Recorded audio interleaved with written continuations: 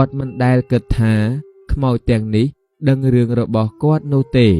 គាត់ក៏សួរ ហេតុអ្វីបានជាពួកឯងចង់ឲ្យអញឈប់ផឹកស្រាហ៎ ពេលនោះខ្មោចដែលចាស់ជាងគេក៏តប ព្រោះស្រា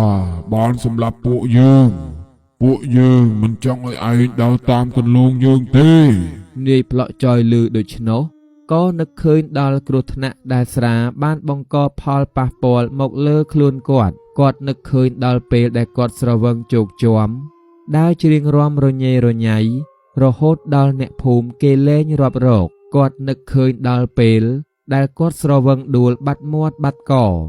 ហើយត្រូវអ្នកភូមិជួយសែងយកអាសាមកដល់ផ្ទះគាត់នឹកឃើញដល់ពេលដែលគាត់ស្រវឹងបុកបង្គោលភ្លើងបាក់ដៃបាក់ជើងត្រូវចូលមន្ទីរពេទ្យនិងរំខានគ្រួសារប្រពន្ធកូនរបស់គាត់ឲ្យគេរវល់អស់មួយផ្ទះរយៈពេលជាច្រើនខែគាត់ក៏សម្លឹងមើលខ្មោចទាំងនោះម្ដងមួយខ្មោចមួយក្បាលដែលមើលទៅស្គមស្គាំងក៏និយាយ ខ្ញុំនេះស្លាប់ដោយសារជំងឺទឹកនោមផ្អែមស្រាបានធ្វើឲ្យជាតិស្ករក្នុងឈាមខ្ញុំឡើងខ្ពស់រហូតដល់ខ្ញុំស្លាប់ទៅជាខ្មោចដូចដែលឯងបានឃើញនេះស្លាប់ទៅហើយក៏នៅតែស្គមស្គាំងគ្មានសាច់គ្មានឈាមដែរឯងដឹងទេខ្ញុំនេះហើយគឺជាជីតារបស់ឯងកាលពីជាតិមុន